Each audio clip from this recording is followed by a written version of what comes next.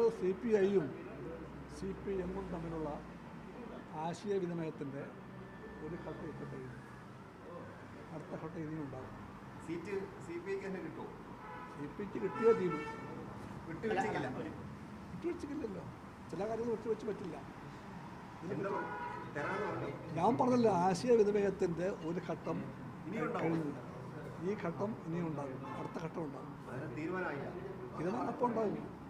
കേരള കോൺഗ്രസുകളുടെ ചർച്ചകളൊക്കെ അതെനിക്കറിയില്ല. CPIക്ക് അവകാശപ്പെട്ട ഈ സീറ്റിൽ ഒരു വിട്ടുവീഴ്ചയും കമ്മ്യൂണിസ്റ്റ് പാർട്ടിക്ക് ചിന്തിക്കാൻ പോലും പറ്റില്ല. ഞാനിതാണ് പറയാൻ ആഗ്രഹിച്ച കാര്യം, അത് പറഞ്ഞു. അല്ല, ഇതേ നമുക്ക് 2 സീറ്റിലാണ് ജയിക്കാൻ കഴിയും. ഒരെണ്ണം CPM എടുക്കും, ഒരെണ്ണത്തിന് വേണ്ടി 4 പാർട്ടികളുണ്ട്. അതിൽ ഇത്ര ഏത് വിഷയങ്ങളും ഉയർന്നു വന്നാൽ അതെങ്ങനെ ചർച്ച ചെയ്യണം, എങ്ങനെ പരിഹരിക്കണം, അതേപ്പറ്റിയൊക്കെ ചിന്തിക്കാൻ കെൽപ്പുള്ള മുന്നണിയാണ് LDF. അതിൽ ഓരോ പാർട്ടിക്കും ആ രാഷ്ട്രീയ പക്വതയുണ്ട്, രാഷ്ട്രീയ വ്യക്തതയുണ്ട്. അതുകൊണ്ട് ഈ വിഷയങ്ങളെല്ലാം LDF ആയിട്ട് ചർച്ച ചെയ്യും, LDF ആയിട്ട് പരിഹരിക്കും. അതായത്